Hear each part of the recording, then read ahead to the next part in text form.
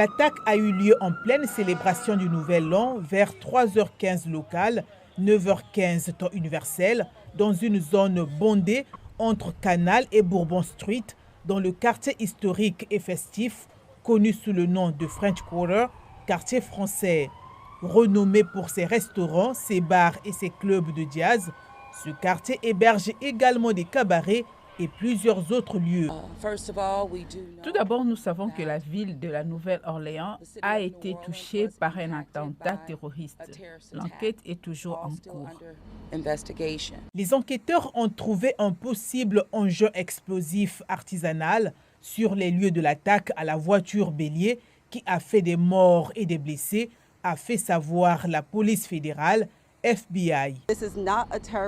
Il ne s'agit pas d'un événement terroriste. Pour l'instant, un engin explosif improvisé a été trouvé. Nous tentons de confirmer s'il s'agit ou non d'un appareil actif ou en fonction.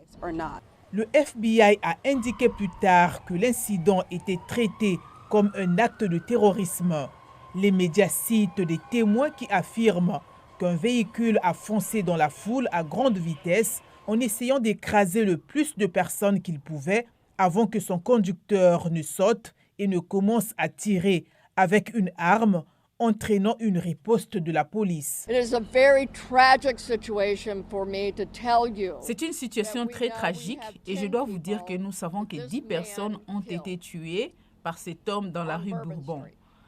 C'est pourquoi nous ne voulons personne dans la rue Bourbon aujourd'hui. Si vous voyez du ruban jaune, ne l'enfreignez pas. Il s'agit d'un ordre de protection et de stabilisation de la scène. Le président Joe Biden a réagi, déclarant dans un communiqué que les États-Unis ne toléreraient aucune attaque. Le président élu Donald Trump, qui prendra fonction le 20 janvier, a lui promis le soutien de sa future administration à la ville de New Orleans.